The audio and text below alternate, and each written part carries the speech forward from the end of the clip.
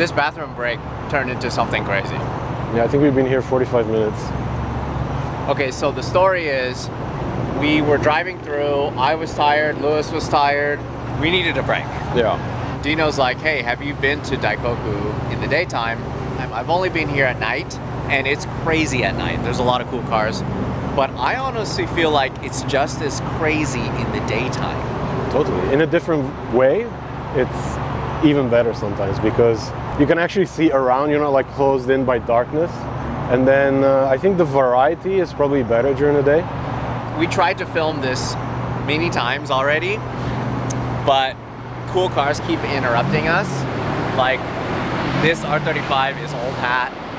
We just had an LFA drive by as we were about to roll. The thing is, I'm seeing cars here that I've never seen just out and about in public ever. Yeah, I mean, I think it would probably be a different demographic, a different type of owner. You know, this is why you see stuff like this. It's a good mix of cars.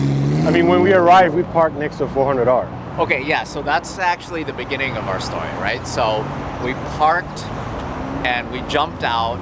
I was so tired, but as soon as I saw the 400R, I was felt just great again. The thing is, it's one thing to see one at the Nismo festival or in a museum or in a collection, but to see one driving on the road, we're talking about potentially one of the most expensive Japanese cars in the world. And also that one was in really good condition. Very good condition. I talked to the owner for a little bit. He said it's got about less than 80,000 kilometers. He's redone a lot of the details like the wheels, and it just looked like it just rolled out of Nismo. It's crazy. I asked you this before we started rolling, but what is it with this place? So this is Daikoku parking area. It's right underneath the Yokohama Bay Bridge. So it sits, pretty easy access because it's a highway stop, right? It's along the Wangan Expressway, and if you live in Yokohama or Tokyo or in between, it's really easy to get here. So you can get here pretty quick from most places, and it's big. And until years back, we didn't get too much attention from the police, even though that's a police station right there. And it's always been, the legendary meetup place. Unfortunately, that's slowly changing. They're being very strict with, if people get noisy and things happen, they kind of close it down. But the thing that I really like about this place is the fact that there's so many different kind of cliques, and there's so many different varieties of vehicles that show up. Like we just pulled up and there was a catering club. Yeah, it's all subdivided. Yeah. Like little groups, the Imprezas and the Hachirokus and some GTRs here and there. What really is crazy to me is that we got out, we all needed to use the restroom so bad, but we just couldn't make it there because continuous distractions. Yeah, and on top of that, there's like a Hakosuka GTR here. Normally, when something like that is in the parking lot, I'm drawn to that, but there's so many other things that are more rare and honestly cooler to shoot, even before that GTR. Oh, totally. But yeah, two Type X's parked next to each other. That slammed S14 is pretty cool. There's just so much good stuff here. Even this. Do they have these in the States? Yeah. Yeah, but they're on Japanese wheels. This is on work wheels. This is on T37s. Like, it's giving a Japanese flair to Italian little pocket rockets, Yeah. My favorite setup is this. I don't know what's going on here, but a Harley Davidson with like cameras all over the place. Super cool. Rolling shots, huh? Yeah. That's very cool. Crazy. 3 cameras. Three cameras. This is so cool.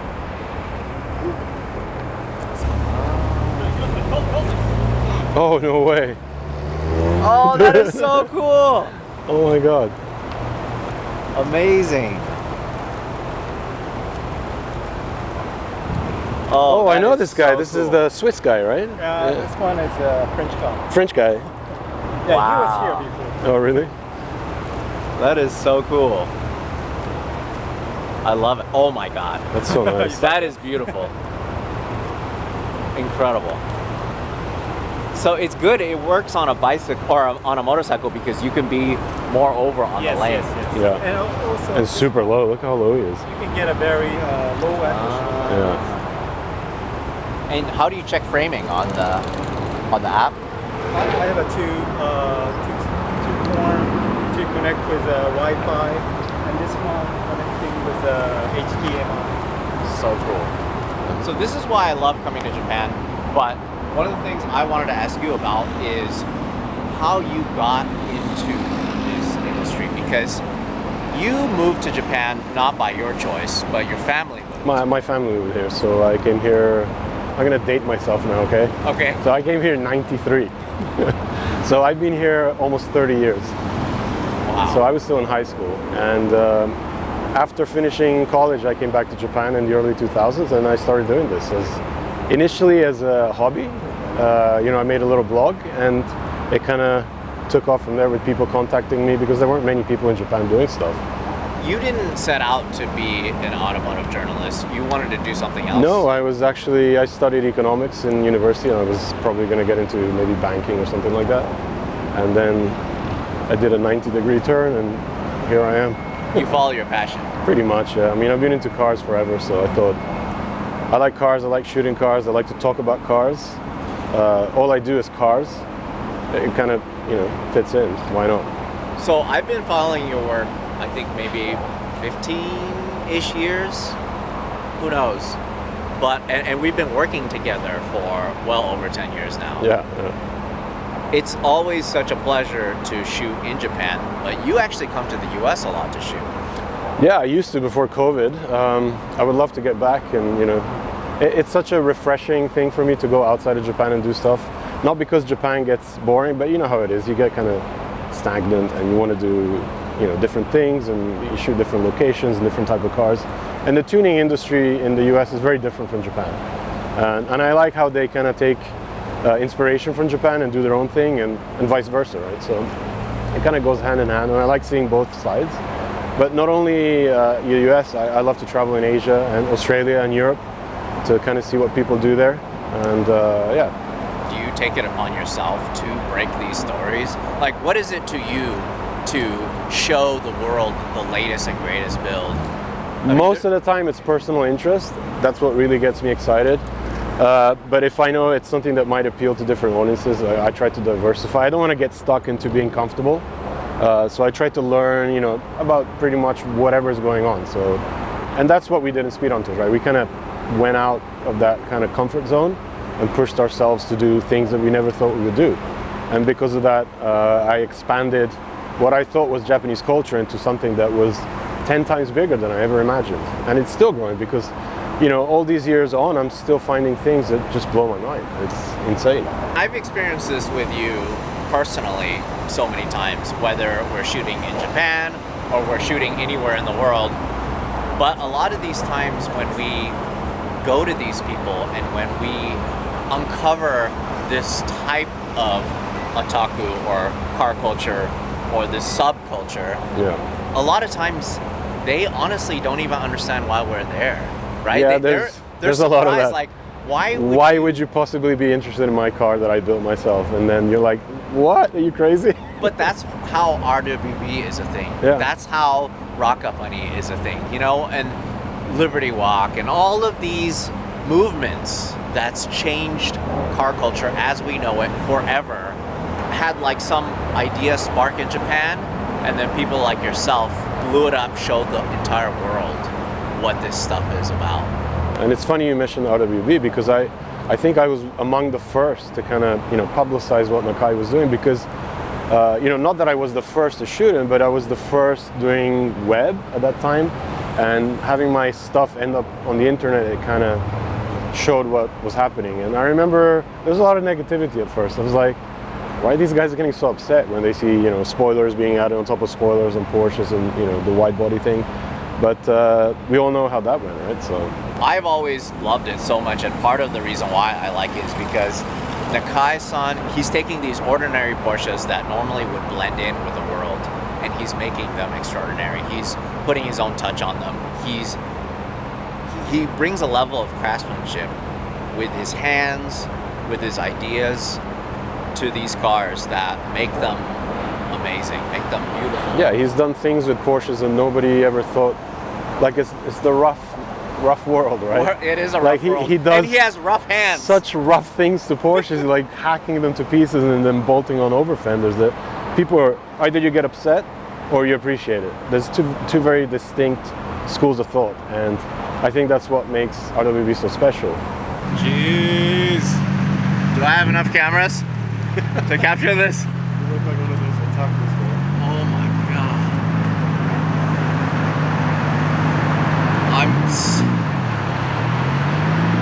I'm beside myself.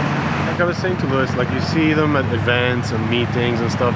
Nismo Festival, you get lineups. But, you know, on a random day like this, it's still like, holy shit. And in the daytime. In the daytime, yeah. Okay, so we kind of had a Nissan day. We started our day at the Omar factory, the Nismo Omar factory, and we saw a yellow one there. I guess that's Nismo's. That's the Nismo one. That's the 001, the one that was used for the initial photography and catalogs and stuff. Got it. So that's being restored, and redoing like the over fenders and the skirts, and that's the only yellow one. It's the only one ever made. As this owner was just telling me, there was like 5 colors. It was white, silver, midnight purple, and a blue. I think that's it. So here we are going across town. Dino's, driving the R35 T-Spec. Lewis is in the back falling asleep. I'm sleeping too. And it's like, hey, let's go to Daikoku to just take a restroom break because we weren't expecting any cars to be here at all. Yeah, basically my body absorbed my pee back into itself because as soon as I saw that there was a 400R parked here, I just got out, got all my cameras, and I started shooting. And then, Dino too. I know you probably still need to go to the bathroom, but yeah, you just reminded me now. And this is just a regular Saturday. I mean, look around, like 32, 33, 34. Right, and then there's a Hako. You got Super 7s, BMWs. It's just a good example of what can happen on a nice sunny day. Amazing. All right, we're gonna keep shooting.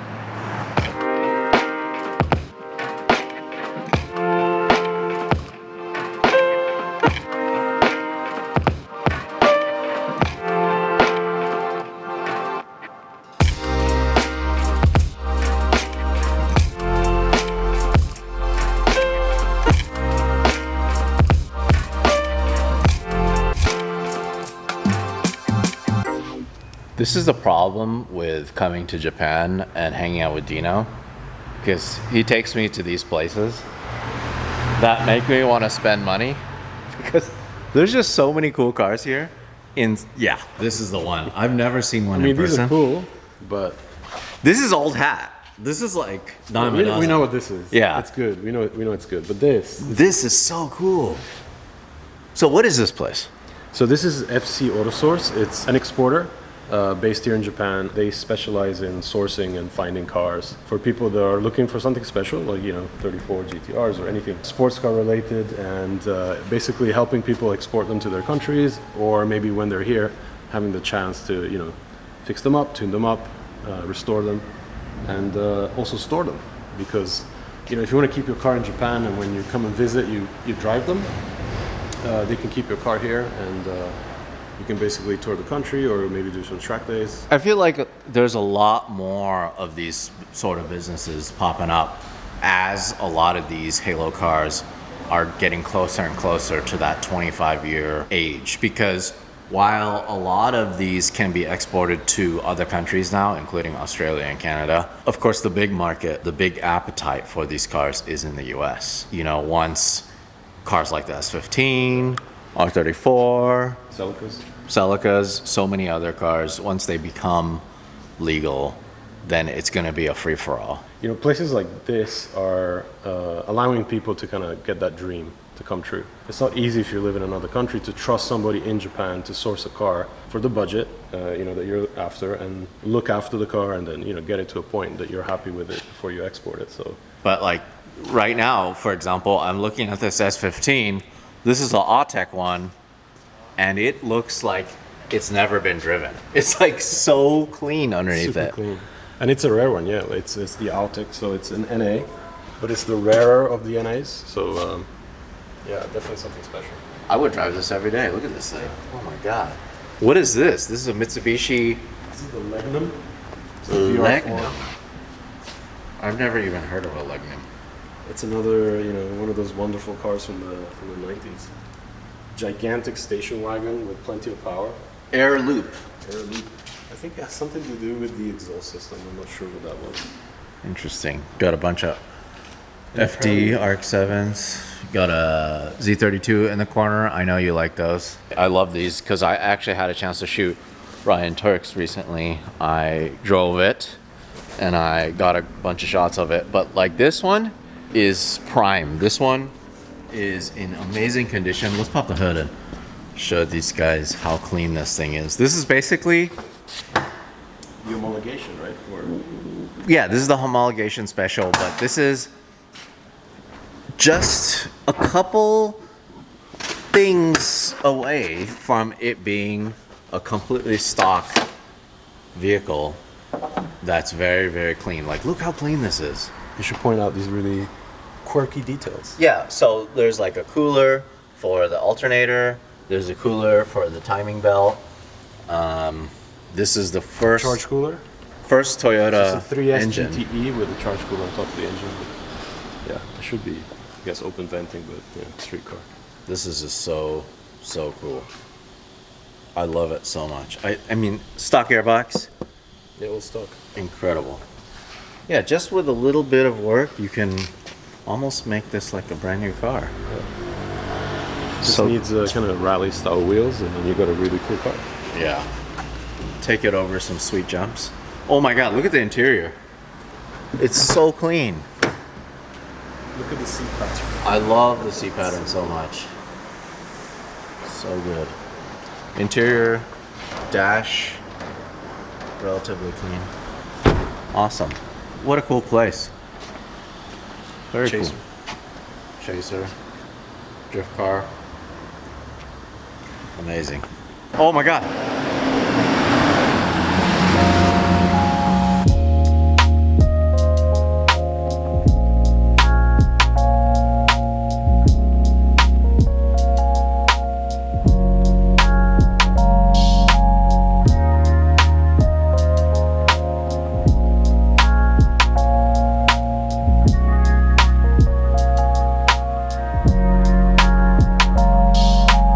So I know about this place because of Mike Garrett.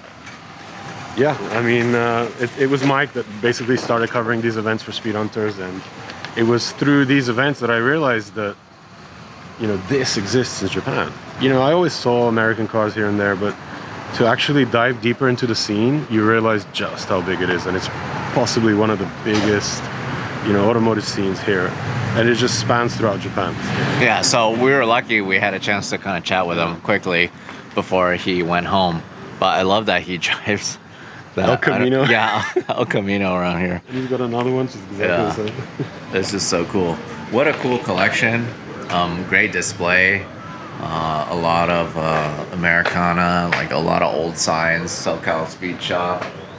This is so cool. It's just like a, I don't know, it's like a time capsule It's like kind a of thing. slice of California in Yeah. Yokohama. No, that's a good way to put it. Because if you look around right here, it's just like, this is not Japan. Yeah, no, it's super cool.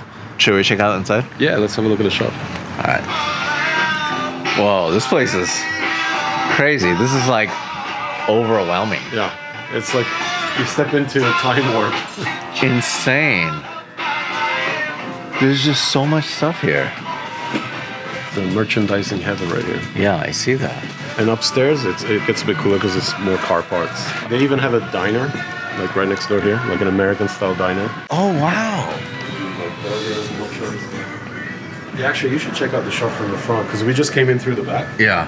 so you didn't get the full effect. So there's a bunch of other cars here. Whoa. And, Moonlight They're just Area, permanently here? They just park them here? I think most of them are Shige's, or they rotate, but yeah, there's a bunch of stuff on display. Whoa. That is super cool. Yeah. And we're in the heart of Yokohama. Like if you look around this side, it's Japan. Turn around this side, galleys. Huh. Where to next? I think we'll go down to Yokohama. There's a shop I want to take you to. It's called Advance. I think I took you before maybe. We shot a couple of NSXs. So Oh, see if they're open. I like NSXs. Let's check it out.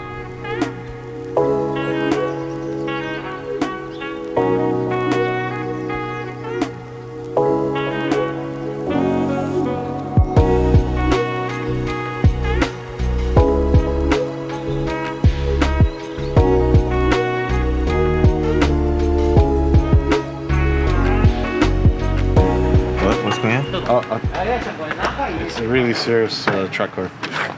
Whoa.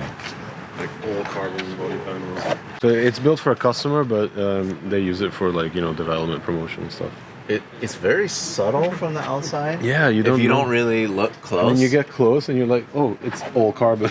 Yeah, this is all carbon. It's all carbon. The door is carbon. Yo. It's so light, doesn't even close. Who makes this stuff? Oh, Sabon. Oh man, it's made right next to me, dude. Gonna Sabon. bring it inside. It usually has a gigantic.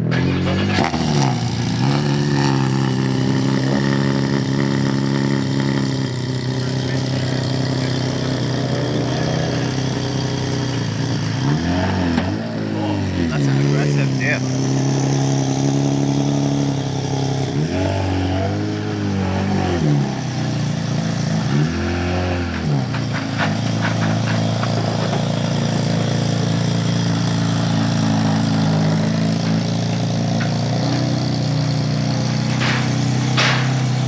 I'd like to point out how rare yellow 34 is. Like super rare, you just don't see them. Where are we now?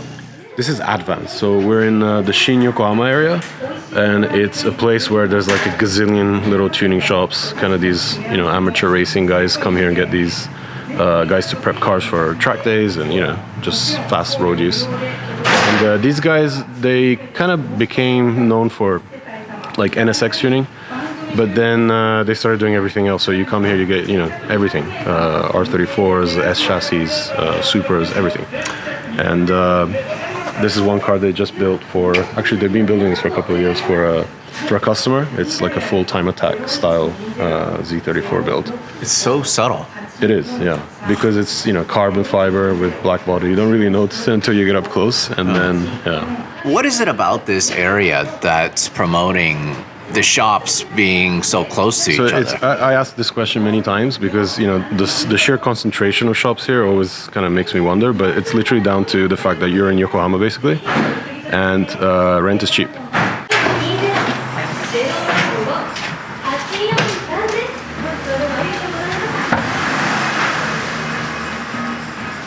Yeah, you don't see roll cages like this in Japan. Usually it's like a bolt-on deal, but to see something this, you know, well fabricated. They take safety pretty seriously Yeah, then. obviously, you know, it's kind of changing lately. People are beginning to learn that, you know, you need to kind of do this stuff.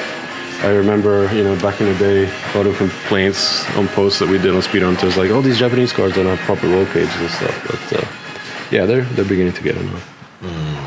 Sabon doors. Yeah, these are light. I know Forsberg has been able to get his Z34 down in weight, like really, really, really light. And then after the fact, they have to put weight back into it to make their weight class.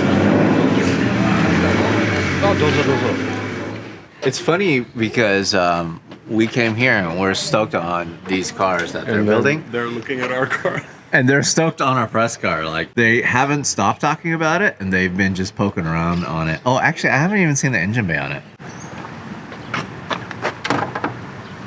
Huh.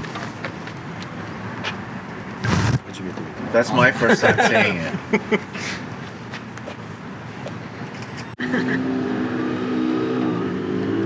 This is cool. See, I appreciate the fact that they get to tune some of the craziest cars, but they still appreciate the newer OEM. Like, this is pretty much the best you can get from Nissan right now until the new one comes out. Yeah. Well, there'll be the Z in the middle. Yeah. Wait. You know what I'm excited about? Ramen. We're going to the ramen museum. I'm talking about freaking Lambo doors. Lambo doors, bro. This thing is extra. Being here, it's just Japanese. It's very Japanese. Actually, it's still pretty extra. This is like the first set of Lambo doors we've seen. But look, I mean, it's actually finished though. Like everything is finished. It's insane. Wait. So he has a hydro, a shifter, and then what's that? これリバースギア Ah, reverse. Oh, reverse. Oh. 何シーケンシャル Never seen that. TTI のシーケンシャル TTI 来たことない。ニュージーランド Ah, it's a New Zealand company called TTI. That's sick. It's a 2.1 liter stroker Uh-huh. and turbocharged. Okay, so it's still The FA. FA. The FA. The FA. Oh. HK 線切った。そうじゃあ400ぐらい400ぐらい400. They actually fitted the transmission and did a head gasket change, and they did the body, the painting, the fitting of the white body. It looks But great. it's a custom car. イグニションカットある？これあるコンピューターフラッのモーテックトシフトで。あ、モテク？モーテック Motec. M1 Yeah. Of course, yeah. No expense spared. Why would I even be surprised? So it's flat shift. Ah. That's super cool. What's going on down there? This is not a thing in LA.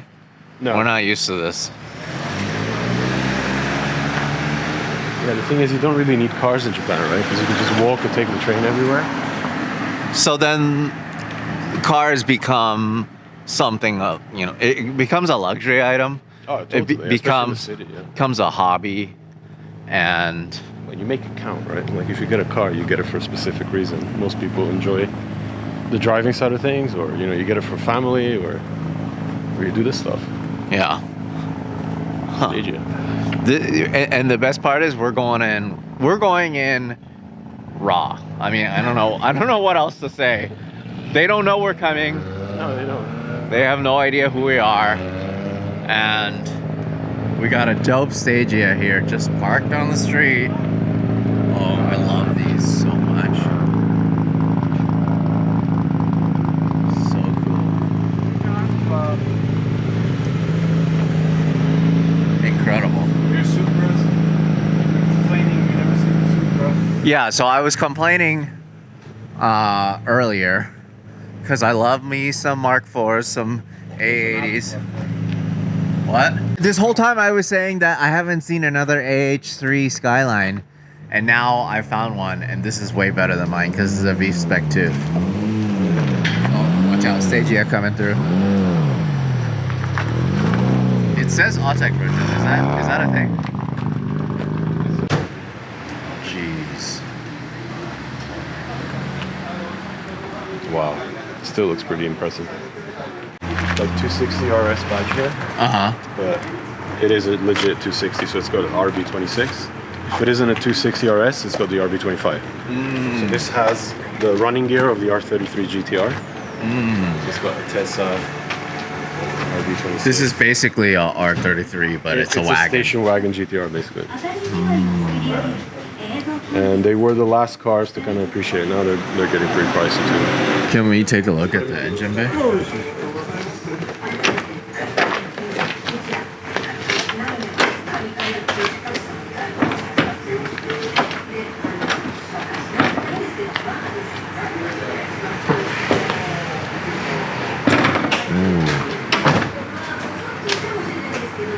It is basically like a wagon GTR. Huh? Wagon 33. 磨いてないですね It's well used. Yeah, that's what I like. Single throttle. Tabi what? GT2530 H です It's the old 2530s. It's a good old turbo that used to get like anywhere from 500 to 600. This is his daily driver, though, huh? これお客さんの車です。Yeah, it's a customer car. Just implemented. Nice. Very cool. ありがとうございます。